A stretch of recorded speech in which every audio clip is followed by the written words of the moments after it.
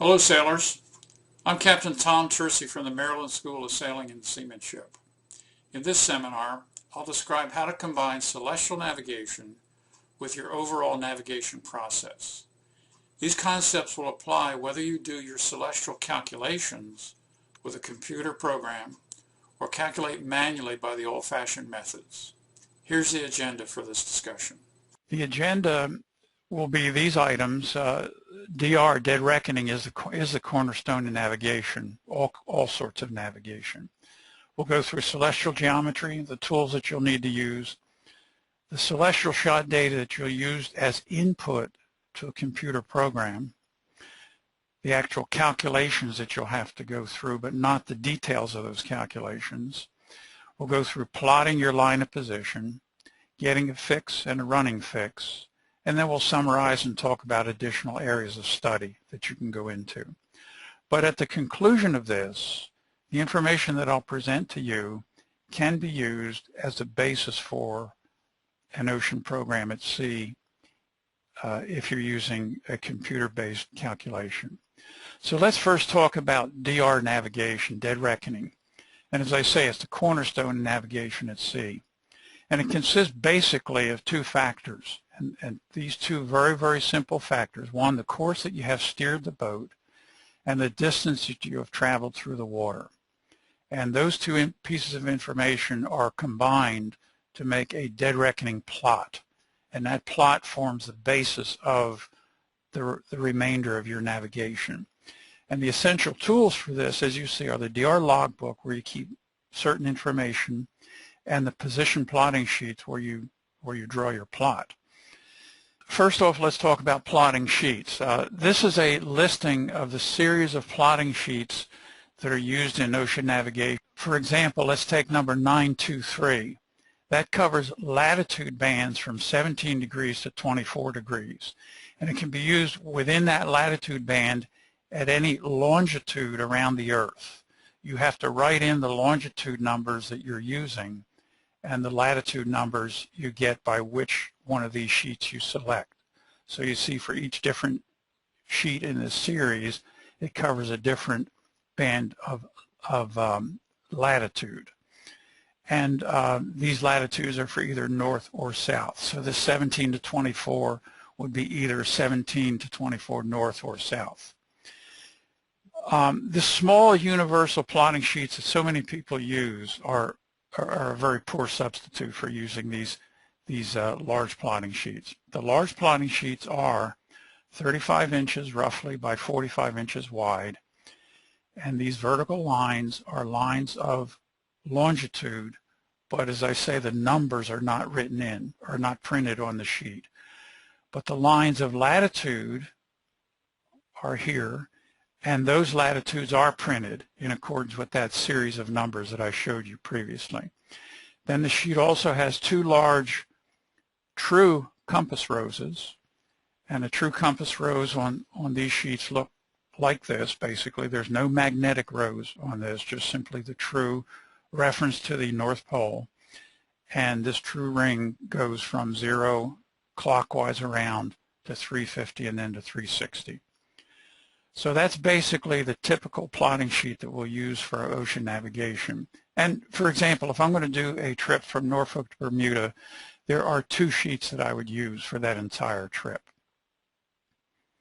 Going to the logbook, the navigation log, you're going to make hourly entries for the course steered per the ship's compass and the distance log reading on each hour. And every 4 hours, you're going to average this information and do some conversions to true, and then plot your course. So we'll go through this step at a time.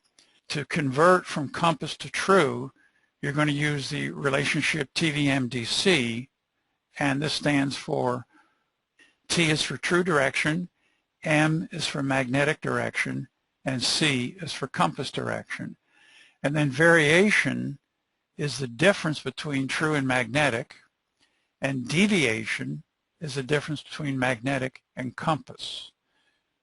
So let's look at this a little bit further. True direction is measured in degrees as reference to the North Pole, and as I showed you on that compass rose, it makes a full 360-degree circle clockwise around that compass rose. And this point of reference is fixed to the North Pole and does not change over time. The magnetic direction is measured reference to the magnetic North Pole. And the magnetic North Pole is called 0 degrees magnetic.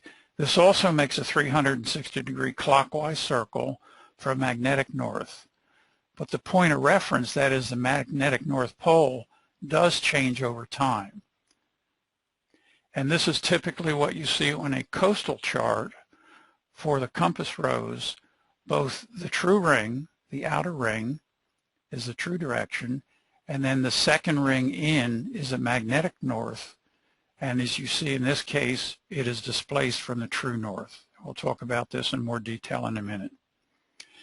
The magnetic variation sources, where do you get this information for how much different magnetic is from true? And the point of this is that it varies throughout the Earth. So it has nothing to do with your boat, and it has everything to do with where you're located on Earth and the date, because it changes with time. So the sources for magnetic variation data, which you'll have to use when you're doing your ocean navigation, because in ocean navigation you'll plot in true. So for this, you can either go to a compass rose on a coastal chart, as we already looked at, or you can use lines of magnetic variation on these different ocean charts, and I'll show you examples of those. But let's look back at this coastal chart. We talked about true and magnetic north, and in the center here of this rose it says variation 10 degrees 45 minutes west in 2011. So that said that the variation was that amount in the westerly direction from true north, and that was the value of it at this location on Earth where this particular compass rose is drawn on a particular chart, and that was the amount of variation in 2011. It also says that there is an annual increase of 1 minute per year. So this magnetic variation will be changing with time. Now you notice this is 10 degrees 45 minutes west, and you notice that the magnetic arrow is pointing to the left of or to the west of the true north. And if you see this arrow, it's pointing roughly 11 degrees from the 0 point, because here's 350, which is 10, and one more is 11. So this arrow is pointing at just below the 11 mark, which agrees with this 1045 here. So that's what you see on a coastal chart, and that's where you can get magnetic variation data for the area that you're sailing in. And here is a coastal approach chart. Now it's hard to see this, but this has lines of magnetic variation drawn on it.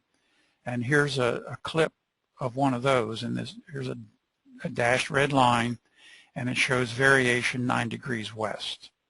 So for this particular location on these charts, you can pick up what the magnetic variation is. Coastal approach chart. And then you have the Atlantic, the pilot charts, which actually there's a pilot chart like this for every ocean of the world for every month of the year. And this particular chart is showing the Atlantic Basin, and here's the east coast of North America. Here's Florida and the U.S. East Coast, and here's Africa, Ireland, and Britain. And it shows a compass rose, but on this, and this compass rose is in true, and on this are lines of magnetic variation like these shown here. And you see the numbers printed in 11 degrees west, 12, 13, 14, and so forth. So if I'm sailing from Norfolk to Bermuda, I'm going to experience roughly 11 degrees westerly magnetic variation near Norfolk, and roughly 16, 15 and a half or 16 as I approach Bermuda. So you see that you have this substantial change in magnetic variation in that trip. but here's where you can go to pick up that information.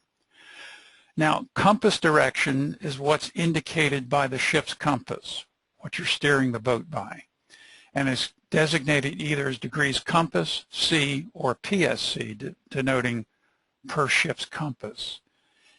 And this compass direction may be an error due to magnetic influences within the boat, whereas variation was the difference between true and magnetic based on your location on Earth. Deviation is dependent on the boat itself and magnetic influences within that boat. So a deviation table will list the compass errors for various boat headings, because as the boat heading changes, the effect on the compass will change. And let's look at a deviation table, and this shows for a ship's heading in compass PSC of 0 degrees, you have a deviation of 2 degrees west, and the corresponding ship's heading in magnetic would be 358. So these three columns correlate with one another. And these three columns are the last three columns of TVMDC. In other words, this is MDC. Okay? So this is just those three columns of that TVMDC table. So let's look back at the TVMDC table for a minute, and moving from left to right in this table, these are the rules for applying variation and deviation. So when you're moving from left to right in this table, you will add westerly variation or deviation, and you'll subtract east. Moving from right to left, you'll subtract west and add east. So let's look at a logbook, and I've gone through all that discussion because I'm going to show you how we take logbook data and use it to plot your dead reckoning plot. And this is a vital step in the entire ocean navigation process. So here's a typical logbook page in which we have the ship's time, and this is 0100, 1 a.m., 2 a.m., 3 a.m., and so forth.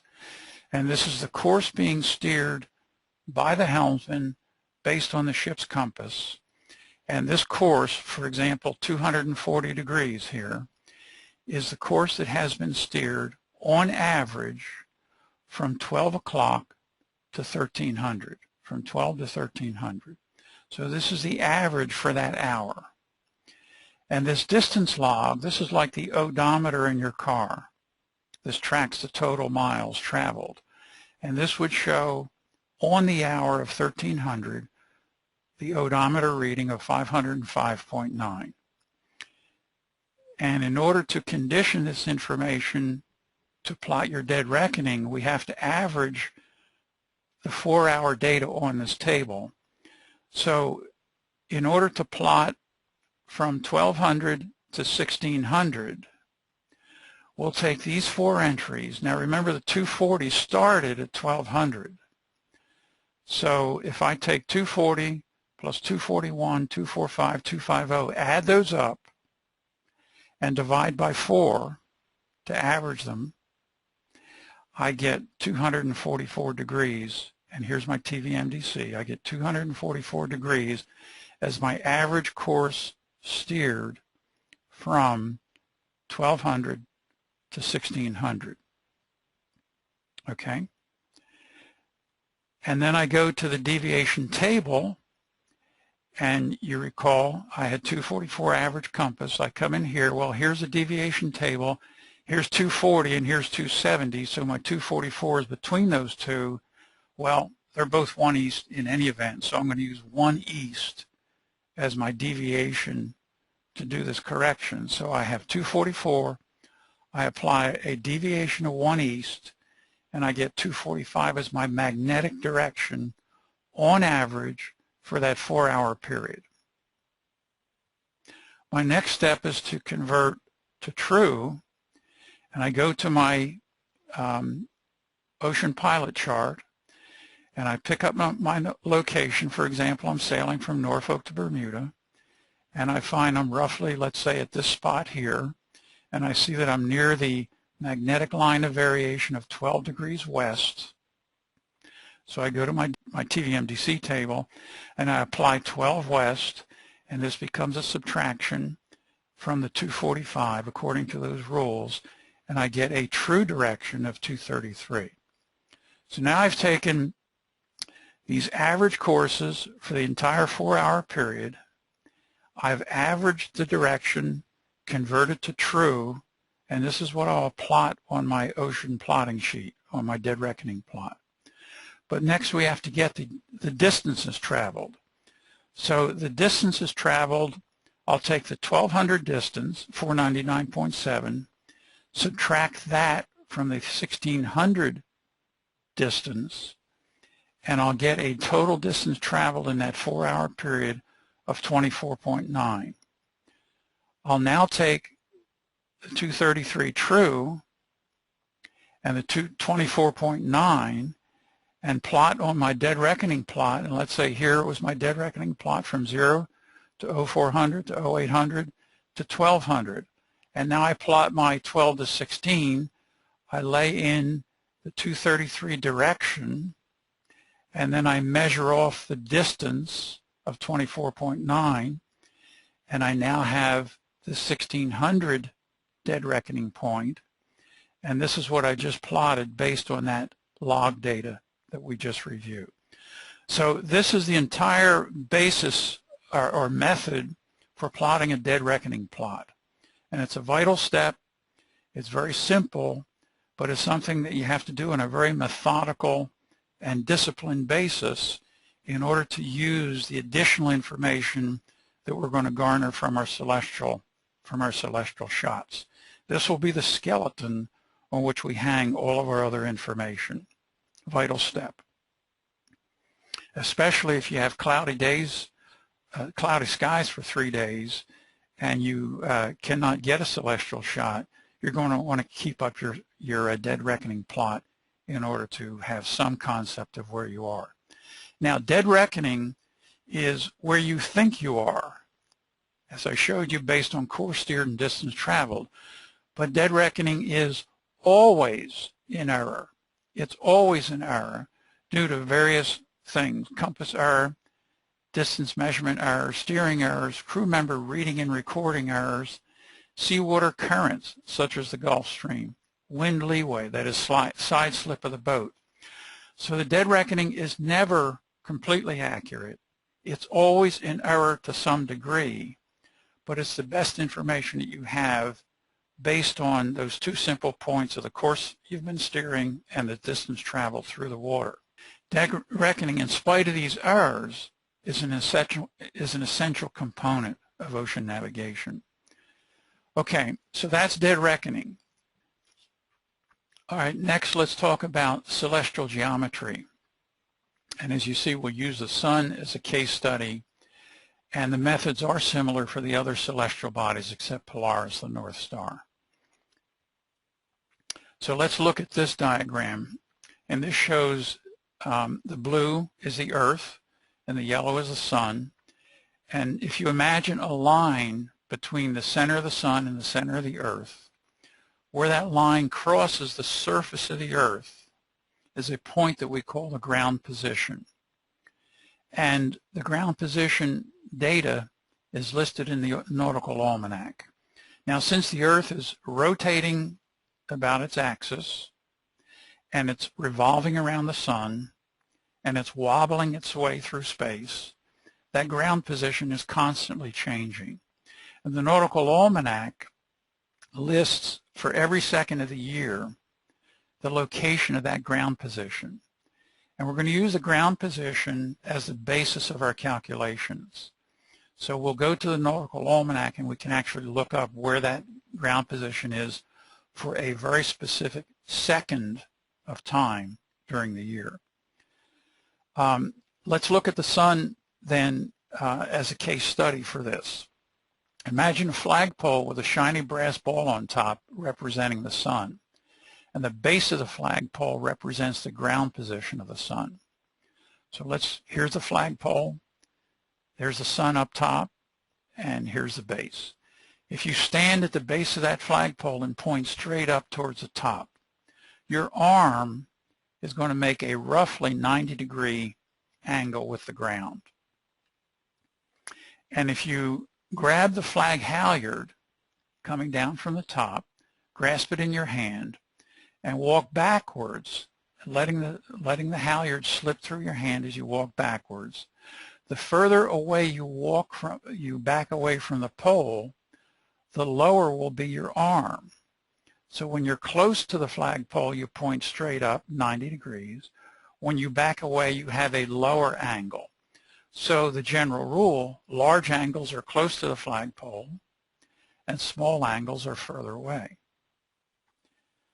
Apply a similar concept to the sun. The base of the flagpole corresponds to the ground position of the sun. So if we take the flagpole and the sun, they're very similar concepts. And this angle, HS, is the height that you measure, the angle that you measure with the sextant above the horizon. And that becomes the basis for where you're located relative to the ground position. So you can see we now have a triangle, and this triangle is formed between the sun and the ground position and our location here. And we're going to be doing some calculations with this triangle. So ocean navigation is the process of combining the dead reckoning navigation with measurements of the sun's altitude in order to make a meaningful navigation process. And this process also applies to the moon, planets, and selected stars. But we'll use the sun as a case study. So let's talk about the tools that we use to do this process. And you see I've got listed here 13 items. And I'll name these off quickly and then go through and talk about each of them in a little bit of detail. So the sextant, an accurate clock, since we need time to an accuracy of 1 second. We need a time standard to correct our clock, the nautical almanac to look up the ground positions, sight reduction tables if you're doing manual calculations. If you're doing computer-based calculations, you don't need the sight reduction tables because these basically solve the spherical triangle, the spherical trigonometry. You need the ship steering compass, of course, the compass deviation table that we talked about, the magnetic variation data that we talked about, distance measuring log, that is how do we measure our distance traveled through the water, a calibration for the distance log, a starfinder circular slide rule if you're shooting stars or planets, a celestial computer, and a small audio recorder. So let's talk about each of these items in a little bit of detail. The sextant is used to measure the altitude angle that I showed you in that previous diagram of the sun above the horizon.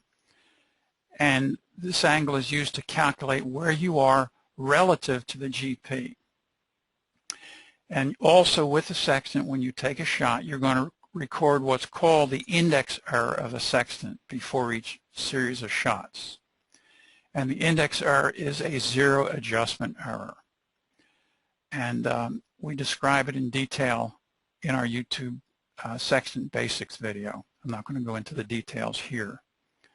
And this is a sextant. This is actually the sextant that I've used for 60,000 ocean miles. It's a Freiberger yacht sextant. It's aluminum, lightweight, compact, and it's an excellent sextant. I highly recommend it. Freiberger yacht sextant. And the sextant, for details on the adjustments, go to our YouTube channel on sextant basics, and you'll find the details of how to actually adjust the sextant and take the shots. You need an accurate clock to 1 second of accuracy, and the 1 second time error will result in a 1/4 mile navigation error. The time standard. Now, generally what we use is a single sideband radio, and you can tune into station WWV, Fort Collins, Colorado, and these are the frequencies that they broadcast on in megahertz, and also WWVH in Hawaii. And with this, you get a time tick and you record your watch hour to 1 second of accuracy. But caution also on GPS time.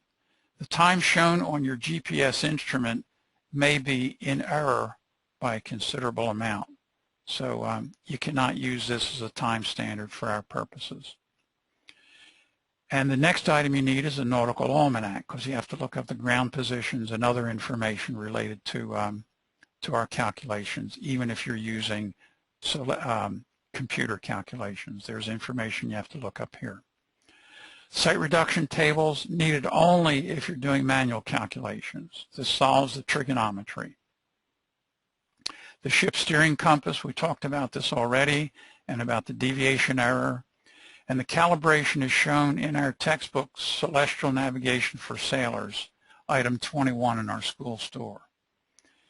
Compass deviation table, we've already talked about that, and the method for getting a deviation table is also shown in our coastal navigation textbook, also in our celestial navigation textbook. Magnetic variation data, we already talked about this, and where to get it from either coastal charts or these various ocean charts. Distance measuring log, you can either use a ship's electronic distance log or a mechanical log like the taffrail log. And this is a picture of my taffrail log, and you take a piece of line and you hang this off your stern pulpit, and you attach this piece of rope to the back end of it, and you drag this spinner in the water, and as the boat is moving through the water, this spinner spins, turns the rope, turns the device here that's hanging on the back of your boat, and round and round it goes.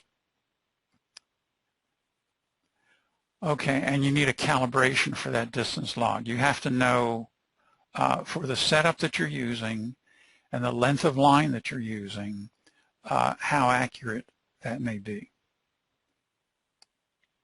And the methods for doing this are shown in our coastal navigation book. You also need the star finder to pick out specific stars and planets. This is a circular slide rule, and you use these various discs and you use them in combination with this basic white disc in order to determine for your location what is the direction and altitude of the star that you're looking for. Or conversely, you look at a particular star, what is its name? And you can determine this with the circular slide rule, the star finder. The celestial computer-based calculations, there are many applications that are available, and if you go and you Google celestial computer programs, you'll find many applications for computers, tablets, and smartphones. I was on a trip last November from Norfolk to St. Thomas, and 3 of our crew members had, 2 of them actually had calculation programs on their smartphones, and 1 of them had it on a tablet. Audio recorder is very valuable for recording your shot data, because when you're on deck taking a shot and the wind is blowing and you try to record on paper, your paper blows away, your pencil rolls across the deck, and I find it very valuable to take a small recorder, hang it around my neck like a necklace, and when I take my shot data, I can talk into it and I have it captured. And let's then look at the shot data. When I take a celestial shot, what is the data that I need to collect in order to do either my computer program or my manual calculations? And these are the basic 9 items that you need. First off, certainly the date, the celestial body, the height of your eye above the seawater, index error, clock error, dead reckoning latitude and longitude at the time of the shot, distance log reading at the time of the shot, Greenwich Mean Time of the shot, and the sextant altitude that you read with the sextant. All right, let's talk about the date. The date needs to correlate with the time you record for the shot, because you may be in a certain time zone with a certain date. But if you correct that date to Greenwich time, Greenwich, England, then the date needs to correspond with the date at Greenwich, England. And I'll show you some details on this in a minute. The celestial body. You need to identify what the body is, whether it's the sun, moon, or the stars or planets. And you have to identify whether it's the upper or lower limb of the sun or the moon.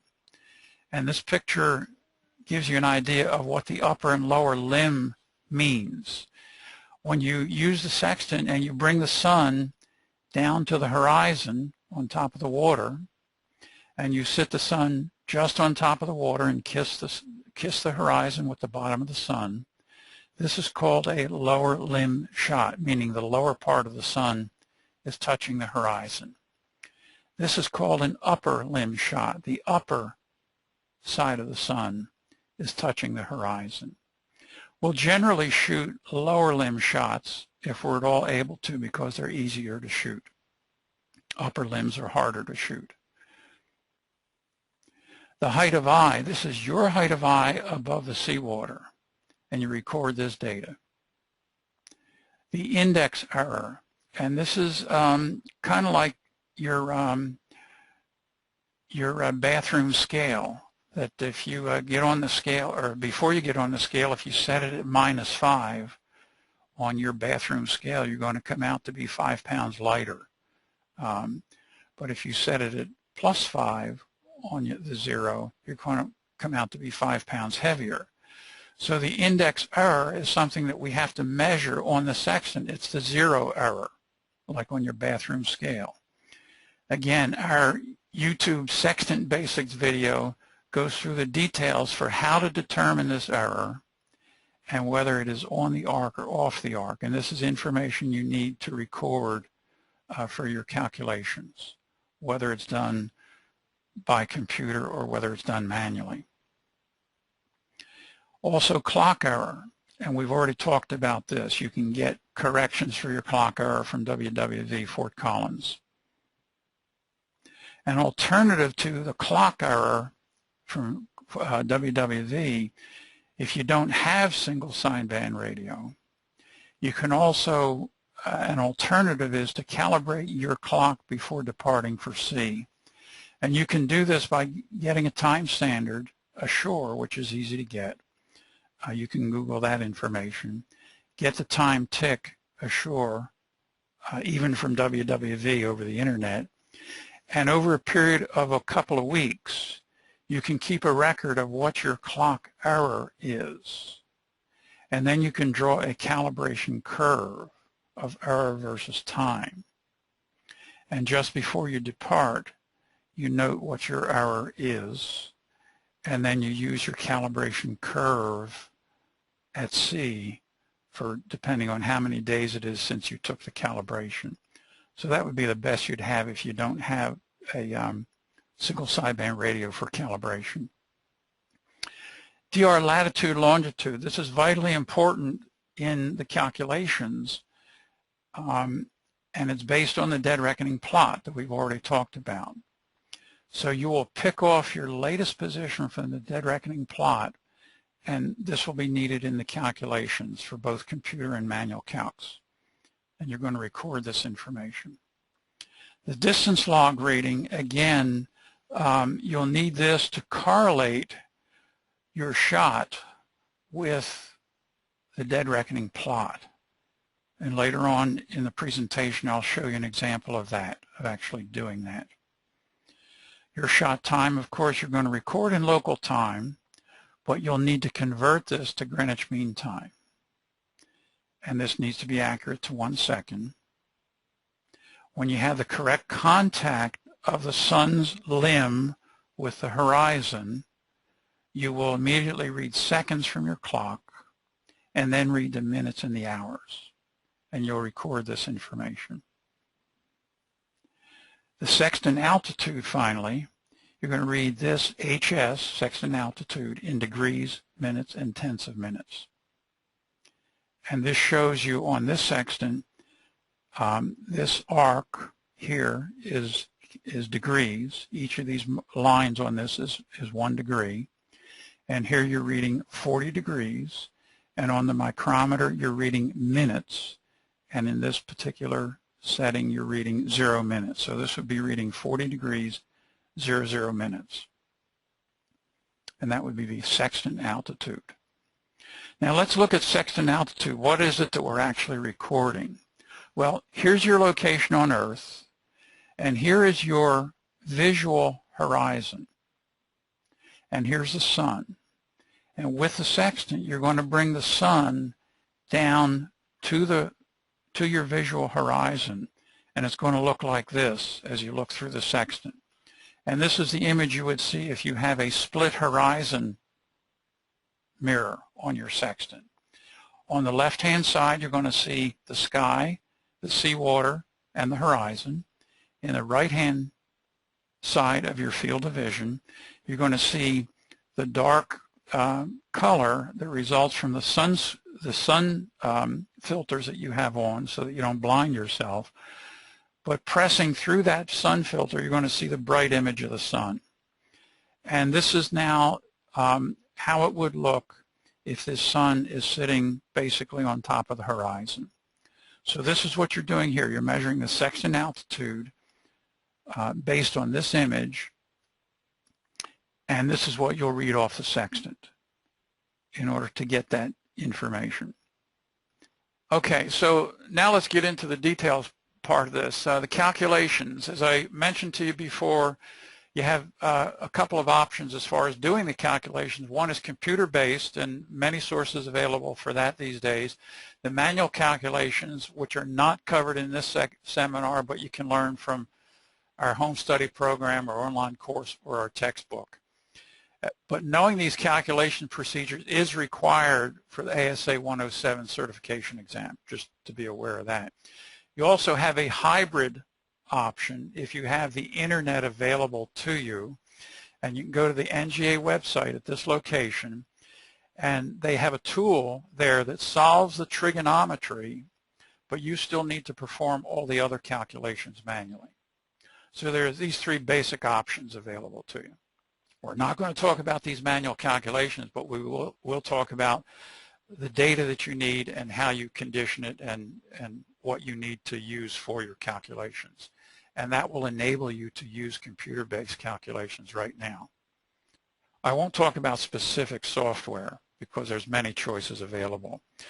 So for computer calculations, the inputs and the outputs, you'll need the celestial body, the date, shot time, height of eye, index correction, DR lat long, sextant altitude, and the outputs will be what's called calculated altitude. That's different from sextant altitude. The azimuth, which is a bearing, and they use the terminology ZN as a symbol for that, and the intercept. And these are the items that you will get out from the computer. But you'll also get this information from your manual calculations as well. Okay, the celestial body we already talked about, the sun, upper or lower limb, moon, upper or lower limb, and these various stars and the planets. The limb we talked about already.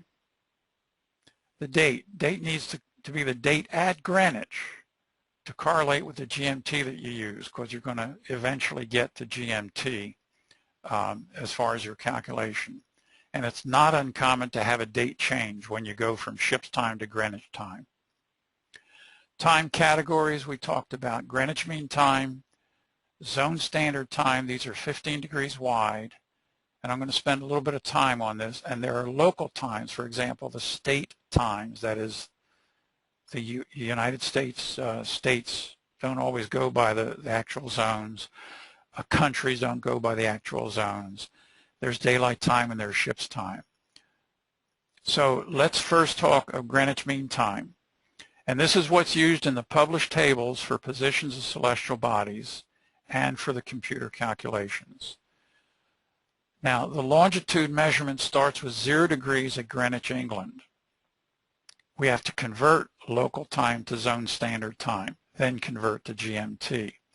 So let's go through this a step at a time. The time zone, Earth rotates 360 degrees in 24 hours. That's 15 degrees per hour. And each time zone is 15 degrees of longitude wide and equal to one hour. Okay? And let's look at that here. Here's the Earth rotation. I'm above the North Pole, looking down on the Earth, and here's Greenwich, England, okay? And the Earth in this view is rotating counterclockwise. And here's Greenwich, England at 0 degrees longitude, and each of these pie shapes is 15 degrees wide, so they represent a time zone. And the tick here in the middle of those is the meridian for each of those time zones. And therefore, this Greenwich prime meridian is 0 degrees longitude. This next one is 15. The next one is 30. Okay? Now let's look at the time zones. The zone meridians are multiples of 15 degrees, such as 0, 15, 30, 45, 60. So in other words, 0, 15, 30 as we go around west, and 0, 15, 30, and so forth as we go east. And the zone boundaries, that is the edges of these pie shapes, are the meridian angle plus or minus 7.5 degrees. So for example, 30 degrees as a meridian of the second zone, plus or minus 7.5 degrees. So the boundaries of that zone are 22.5 and 37.5. So if I look back at this diagram, this boundary here is 22.5, this boundary is 37.5, and the meridian is 30. And let's look at time conversions then. At 30 degrees west longitude, the zone time is 2 hours earlier than at Greenwich, based on time zone equals 30 degrees west divided by 15 degrees equals 2 west, or the second time zone west. And I look at this, here's a 0 time zone, here's time zone 1 west, 2 west. I took 30 degrees divided by 15 and got 2. Okay? This is west of Greenwich. And the clock will read earlier than at Greenwich at the same moment. Let's look at this. The Earth is rotating counterclockwise here, and here's the sun.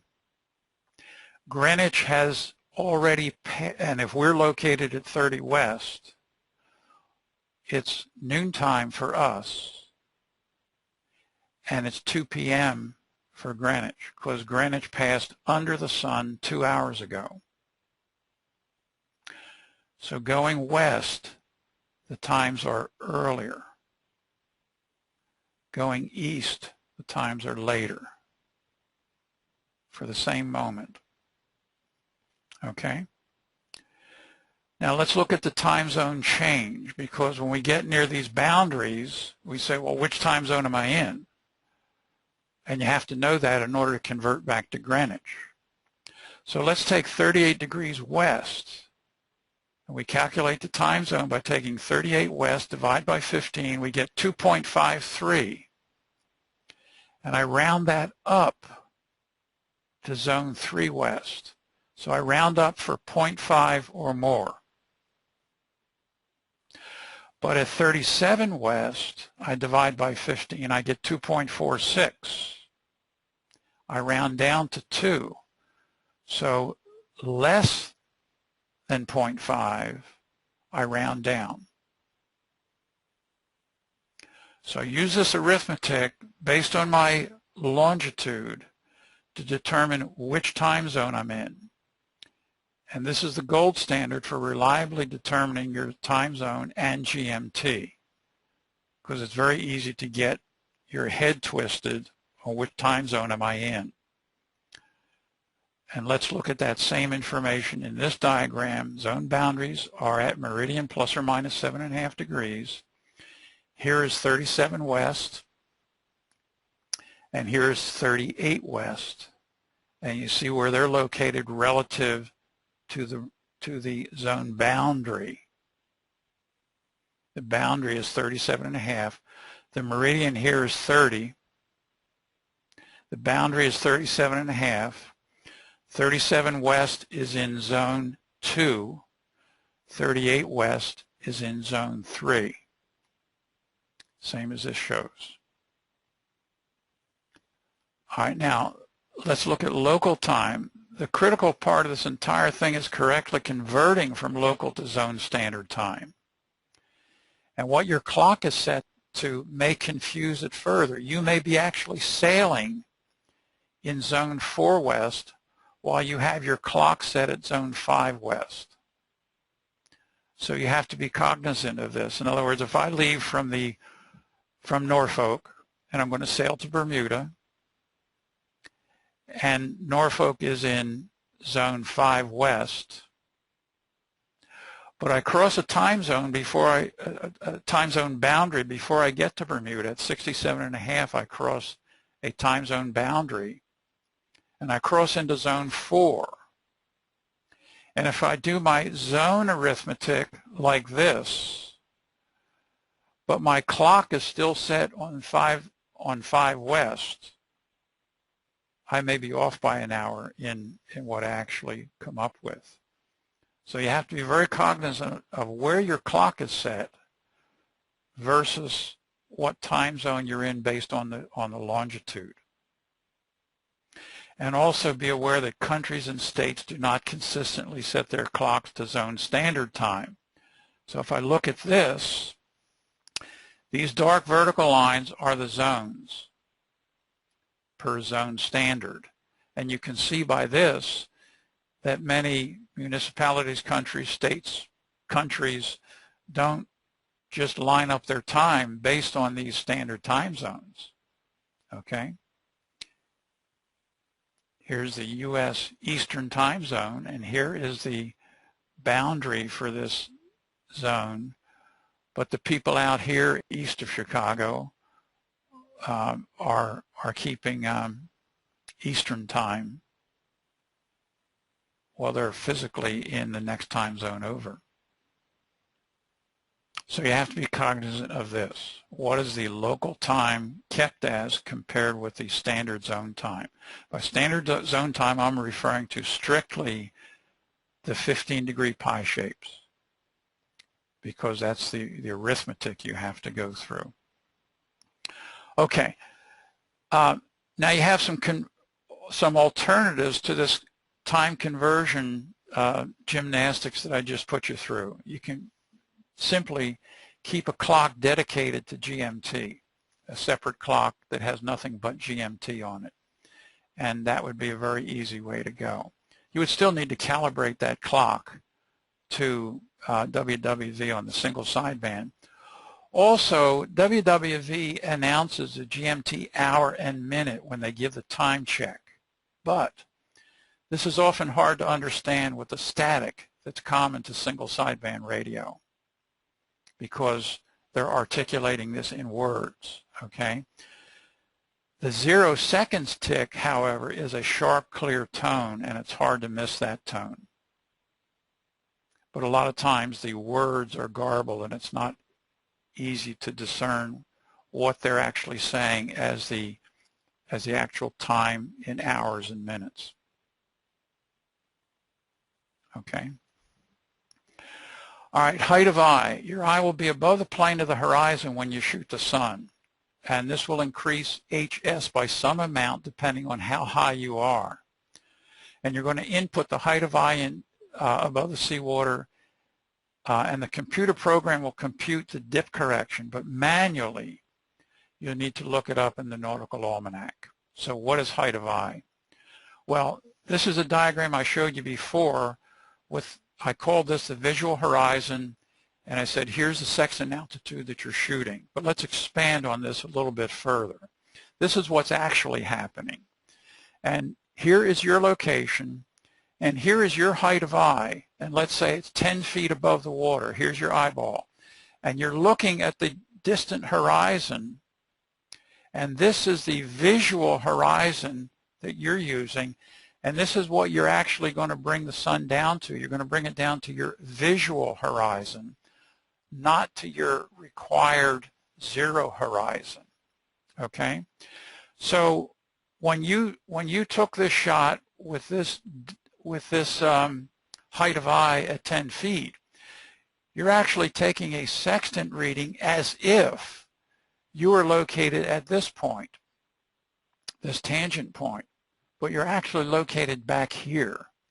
So you have to correct this dip correction, and it's always a subtraction. And you can get this dip correction, if you're doing it manually, out of the Nautical Almanac, or if you're doing it by computer, the computer program, most of them will simply ask you the height of eye, and the program will apply the dip correction. Okay, so you don't need to know this if you're doing it by computer. All right, index correction. This is when you initially take your, before you take your shot, you put your sextant and look at the horizon, and between the two different mirrors on the sextant, you get a comparison of the horizon by these two different light paths. And if there's a difference between them, it means that there's an error in the sextant itself. It's, as I mentioned before, like the zero setting on your bathroom scale.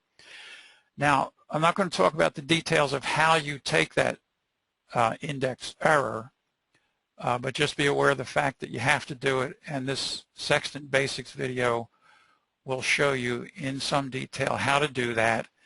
And also it will answer the question of is the index error on the arc or off the arc?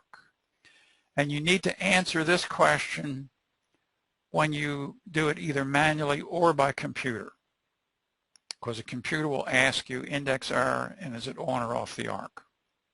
Okay? So you need to know these. So look at our Sextant Basics video for that, the answer to that. Assume position. Now for computer calculations, the DR latitude longitude can be used as the assumed position. And you're going to ask, well, why am I assuming a position? Well, I'll show you in a minute why that is. And for manual calculations, you can use your DR position, but you need to make an adjustment to it. How you make the adjustment is not covered in this seminar, but can be obtained from our online course or our textbook. And it's assumed position from which you will later plot the line of position, your LOP. So let's look at sextant altitude. The computer program will ask you for the sextant altitude. This is the altitude that you actually shot with the sextant without any corrections applied. It's also needed for manual calculations. Now, observed altitude. Observed altitude, HO, is the sextant altitude with corrections applied for dip, index, atmospheric, refraction, and translating your sextant altitude to the center of the Earth and Sun. You recall way back in the beginning, I showed you a diagram that showed you a line between the center of the Earth and the center of the Sun in order to define the ground position. And these corrections to HO will do that. Now, these are needed for manual calculations. They're hidden in computer calculations. But I'm discussing them here because it's a necessity for the following discussion on intercepts and how you do the plotting. So I'm going to go into this a little bit because you'll need it just as background. So let's look at observed altitude.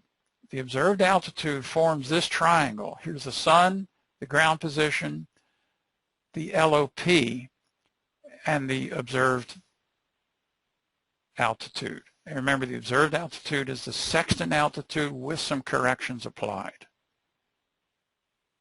It determines the location of your LOP, but since the ground position is far away from your plotting sheet, you cannot accurately plot the LOP as compared with the GP, because this may be 1,000 or 2,000 miles here, and your paper is just not big enough to make a good scale at that distance.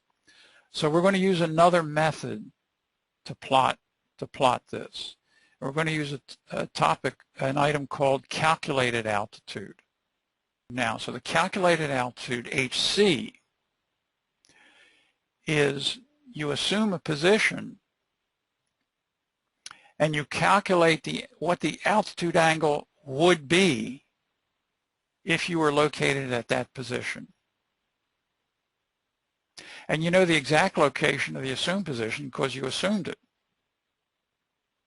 And you're going to use that assumed position either as your dead reckoning position, if you're doing computer calcs, or an adjusted DR position if you're doing manual calculations. But in any event, just keep in mind that if I know precisely what my assumed position is, and I know precisely what the ground position is, that the computer can calculate HC, which is calculated altitude, and do that with perfection. Okay? Now let's look at the intercept. The intercept is a difference between HO and HC angles. So here's the HO that you got with your sextant calculation HS with corrections applied for dip, error, and those other corrections. And HC is the altitude you got for the assumed position, which you know with perfection. The difference between those two angles is an item that we call the intercept. It's the distance between those two in minutes. Minutes of angle. And that minutes of angle will translate to nautical miles. So intercept, it's given as a computer output, and it's a distance in nautical miles from your assumed position to your line of position. And the line of position is the end point we're trying to get to. This is the line of position that we're located on. The intercept length is equal to the angle HO minus the angle HC. The difference between these angles equates to nautical miles based on 1 minute of angle equals 1 nautical mile. Azimuth is the direction, the bearing, from the assumed position to the GP of the sun in degrees true. From the assumed position to the GP in degrees true. So let's recap a few terms and then we'll plot some of the results of these calculations. Dead reckoning is a plot based on course steered and distance traveled. GP is the ground position of the celestial body. HS is the angle, the altitude angle measured with the sextant. HO is the altitude angle with corrections applied. HC is the calculated altitude angle based on the assumed position. Very important to understand that. AP is the assumed position based on either actual or adjusted DR position, depending on whether you're doing computer calcs or manual calcs. Intercept is the distance between AP and LOP. And ZN is the azimuth true bearing from AP to GP. Okay, let's plot our line of position now that we've done all this preliminary work. You're going to do this first by plotting the assumed position. You're going to plot the ZN bearing from the assumed position. You're going to measure the intercept distance along the ZN. You're going to draw a line of position through this point at right angles to the ZN. And you're somewhere along this LOP, but you don't know exactly where. So let's look at this as what your chart would look like. Azimuth. So plot the assumed position, AP, latitude, longitude. You plot a dot. That's your assumed position. You know it precisely because you assumed it. You plot the ZN bearing in true degrees from that assumed position. The GP is way out here, thousands of miles away, in that direction of the azimuth. Okay? Intercept direction It's given as a computer or manual calculation output, and the intercept needs to be plotted either towards or away from the ground position. Toward GP if HO is larger than HC, away from GP if HO is smaller than HC. And we use this memory jogger. HO means if HO is more, plot towards GP, otherwise plot away. HO, more, towards. Now what does all this mean? Let's look at it. Let's go back to the intercept. The HO in this case is more. The HO angle is greater because this LOP position is closer to the ground position. You remember the flagpole. You were close to the flagpole, the angle was larger than if you were far away from the flagpole. The LOP is closer to the GP than is the AP. So therefore the HO is greater than the HC. The angle is greater. HO, if HO is more, plot towards, so I'm going to plot the intercept from the AP towards the GP, and the length of this plot is going to be the nautical miles based on the difference of those two angles. And here's how that would look on a plotting sheet, whereas previously we plotted this from the assumed position to the ground position. Now we're plotting the intercept length in the direction of the GP. Remember, intercept length is nautical miles equal to the difference in HO between HO and HC. Measure the intercept distance along the ZN bearing, in this case towards the GP. And this is nautical miles. And is based on the difference of the two angles, because the difference of those two angles in minutes, each minute is a nautical mile. And then I plot the LOP at right angles to that point. So in this case, the LOP is closer to the GP than the assumed position.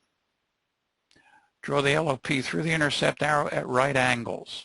That green line is now my line of position. I'm somewhere along that line, but I don't know exactly where. By the way, you're not at this point. And the reason for that is that this point is dependent on the assumed position. And we know that the assumed position is arbitrary because we made an arbitrary assumption, or we based it on the DR, which by definition is inaccurate. Remember in the very beginning, DR is always inaccurate. Okay, so you're not at this point, definitely not. But let's go on to the intercept plotted away from the GP. Now I have HO angle is less than HC. So here's my LOP out here. The HO angle is smaller. Therefore, I'm going to plot the intercept away from the assumed position. Okay. In the case of the plot, it looks like this. Here again is my AP and my GP and my ZN plotted in this direction. But I'm going to measure the intercept in the direction away from the GP. And again, at the end of that arrow, I go across it and I plot my LOP. Now again, in the case of these LOPs, you're somewhere along that line, but you don't know exactly where. Let's go back to the flagpole for a minute. While you're holding the flag how you're taught, walk around the flagpole and your feet will tromp a circle in the snow centered on the base of the flagpole. That's a circle of position. Your position, your LOP,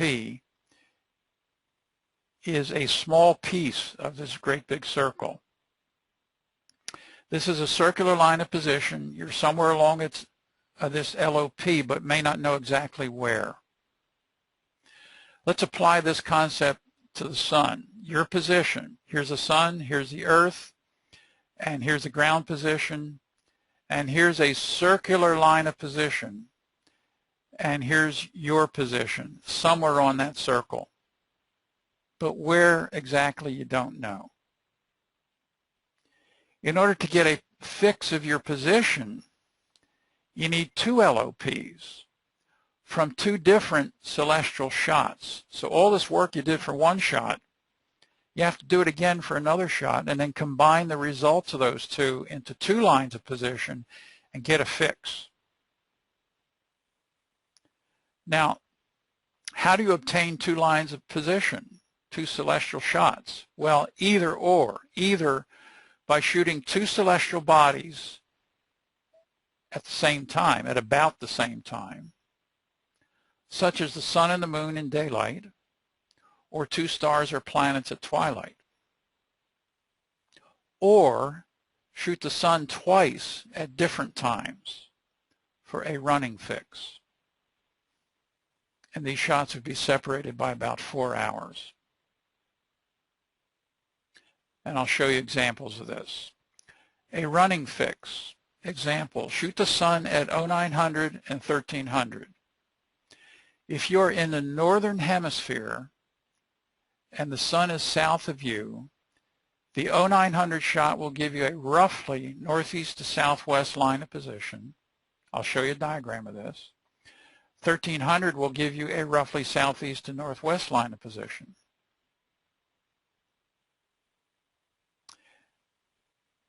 And the running fix procedure allows you to combine these two LOPs. So let's look at the running fix concept on a small scale, large area chart. Here's the United States, South America, Africa. Here's a GP of the sun. Here's your position, your DR position. And for the 0900 shot, the sun is southeast of you, and the LOP runs from the northeast to the southwest, this blue line. There's the LOP that you get out of that shot. Now remember, this LOP that I'm drawing, this line extended, but it's a tiny piece of this great big circle, and this circle is a couple thousand miles in diameter. So there's your 0900 shot. Then at 1300, you shoot the sun again. You've moved a little bit, but not very much on this scale. The sun is now located down here, and you now get a line of position from northwest to southeast. And running fix will allow you to combine those two LOPs into a running fix. And I'm going to show you step by step how we would do this. So we're going to look at it on a plotting sheet. So here's a dead reckoning plotting sheet as we looked at before. And let's look at the first step of this. Here's 0800. Here was our 0800 dead reckoning position. At 0900, we shot the sun and got this LOP. We then plotted the dead reckoning from 8 to 12 using the procedure I showed you in the very beginning. On this line then, we put in the 0900 DR point because that's what our DR said, that's where our DR said we were located. But here's the LOP for that same time.